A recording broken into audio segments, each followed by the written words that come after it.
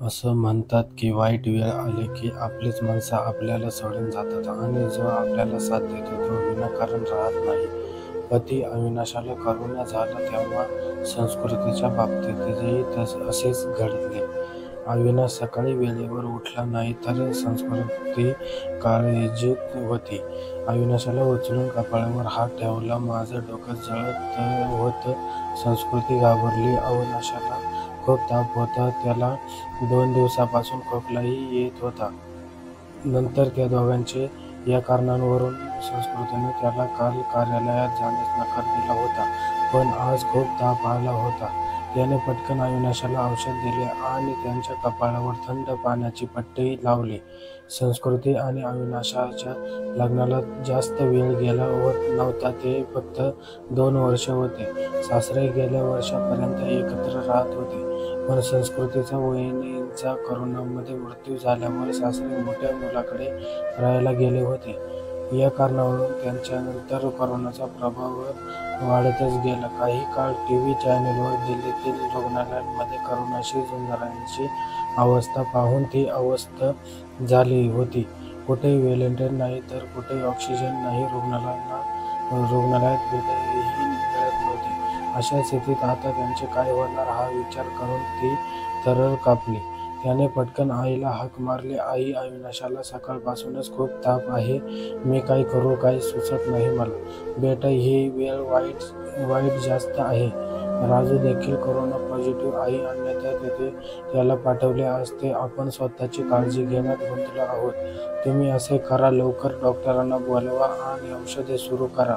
हो आई, हे करायला हवं. माझ्या सासूबाईची प्रकृती ठीक आहे. नाहीतर तिने शेटजींना फोन केला असता. ते लवकरच आले असते भेटायला त्याला. काळजी करू नकोस मुलगी, धीर धरा. सर्व काही ठीक होईल. आईने समजावण्याचा प्रयत्न केला. संस्कृतीने तिच्या पतीची करोना चाचणी करून घेतली. तोपर्यंत कुटुंबीय डॉक्टरांना सांगून औषधे तेथे राहिले. दरम्यान अविनाशाची प्रकृती बिघडायला लागली.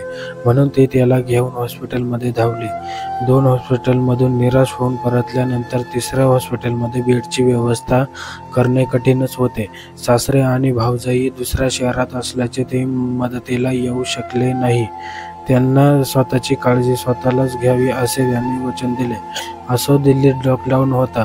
नातेवाईकांनी इच्छा असूनही त्यांच्या मदतीला येत नव्हते. करोनाच्या भीतीने आजूबाजूच्या लोकांनी घराचे दरवाजे बंद केले. मग संस्कृतीने मित्रांना बोलावले, पण सर्वांनी बहाणा केला. संस्कृती एकटीच पतीच्या सेवेत मग्न होती. रुग्णालयाच्या लांबलचक रांगा आणि मरणाचा नंगा नाच यातून स्वतःला सावरताना नवऱ्याची कशीतरी धावपळ सुरू झाली. कधी ती औषधाची प्रिस्क्रिप्शन घेऊन पळून जायची तर कधी जेवण घेऊन. कधी ती डॉक्टरांकडे भीक मागायची तर कधी त्याला करोना वॉर्डात जाण्याची परवानगी नव्हती. बाहेर रिसेप्शन बसून त्या पतीच्या बरे होण्यासाठी प्रयत्न करत असत. पतीची तब्येत बरी होण्याऐवजी बिघडत चालली होती. त्या दिवशीही डॉक्टरांनी लिफ्टमध्ये बरीच औषधे लिहिली. ती औषधे घ्यायला गेली, पण सर्वात महत्त्वाचे औषध मिळाले नाही. हॉस्पिटलमध्ये त्यांचा साठा संपला होता. आता ती काय करणार? हताश होऊन ती हॉस्पिटलच्या बाकावर बसली. त्यांच्या शेजारी एक त्रासलेला तरुणही बसला होता. संस्कृतीने त्याच्याकडे वळून विचारले, हे औषध मला कुठे मिळेल ते सांगता का? मी स्वतः हे औषध शोधत आहे. आजूबाजूला ते सापडले नाही. माझ्या मित्राने सांगितले की त्याचे नोएडा येथे दुकान आहे. त्याच्याकडे काही औषधांचा साठा आहे, म्हणून तो मला देईल. फक्त निघण्याचा विचार करत होतो. स्लिप आणा, मी तुमच्यासाठी ही औषध घेऊन येतो. तो औषध आणायला जाताच त्या क्षणी ते खूप दयाळू असते. त्याला सकाळपासून याची काळजी वाटते. संस्कृती घाम पुसत कृतज्ञतेच्या स्वरात म्हणाली, दयाळूपणाचा काही संबंध नाही. माणसांना फक्त मानवच उपयोगी पडतो. तिथे औषध उपलब्ध आहे म्हणून आभार मानावं. तो म्हणाला आणि निघून गेला. साधारण 2-3 तासांनी तो परत आला तेव्हा त्याच्या चेहऱ्यावर संकटाच्या रेषा असूनही आनंद दिसत होता. "हे घ्या, मला ते मोठ्या कष्टाने मिळाले, पण मला ते मिळाले ते पुरेसे आहे.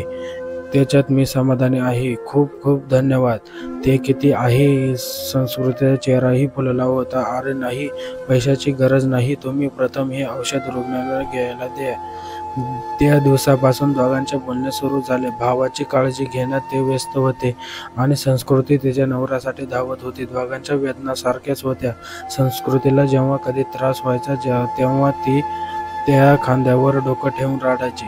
त्याला काही आणायचे असले तर प्रतीक आणायचे. त्यांनी घरात संस्कृती जोडली असती. हळूहळू या संकटाच्या दिवसात 2 अनोळखी व्यक्ती बंधनात बांधल्या जात होत्या. त्यांच्यात एक विचित्र आकर्षण होतं. ते दोघांचं हे नातं आणखी घट्ट करत होतं. एके दिवशी अविनाशची ऑक्सिजनची पातळी लक्षणीयरीत्या कमी झाली. रुग्णालयात ऑक्सिजन सिलेंडर नव्हता. त्यानंतर प्रकृतीने ही जबाबदारी त्याच्यावर घेतली. कडाक्याच्या उन्हात दिवसभर रांगेत उभे राहिल्यानंतर अखेर तो ऑक्सिजन सिलेंडर घेऊन परतला. त्या दिवशी संस्कृतीने विचारले होते, "तू माझ्यासाठी इतकं करत आहेस, इतकी काळजी घेत आहेस, पण का? मला तुझ्याबद्दल काहीच वाटत नाही. मग मला सांग, तू असं का करतोयस?" पहिली गोष्ट, प्रत्येक रुग्णासाठी कोणतेही उत्तर नसते. आणि दुसरे म्हणजे आम्ही दोघे सहप्रवासी नाही. मग आम्ही सहानुभूतीदार आहोत तर काही नाही का? तुझ्या वेदना मी चांगल्या प्रकारे अनुभवू शकतो. तुमचे दुःख पाहून मला वाईट वाटते. तुला कसली तरी मदत करायची आहे. अनोळखी पण भक्कम सहवास जाणवत ती तिच्या दुःखातही हसली. हळूहळू अविनाशची तब्येत बिघडली आणि त्याला व्हेंटिलेटरवर ठेवावे लागले. रुग्णालयात व्हेंटिलेटरची कमतरता होती. अनेक व्हेंटिलेटर खराब झाले. हताश झालेल्या संस्कृतीने प्रकृतीला फोन केला आणि कळवलं की त्याचा भाऊ दुसऱ्या ठिकाणी शिफ्ट झाला आहे. मित्रांनो, कशी वाटली स्टोरी कमेंटमध्ये नक्की सांगा. जे नवीन असतील या चॅनलवरती त्यांनी चॅनलला सबस्क्राईब करून घ्या, जेणेकरून आपल्याला असेच नवीन स्टोरी आपल्यापर्यंत सर्वात आधी पोहोचेल. सबस्क्राईब करायला विसरू नका. व्हिडिओ कसा वाटला कमेंटमध्ये नक्की सांगा. व्हिडिओ लाईक करा, शेअर करा.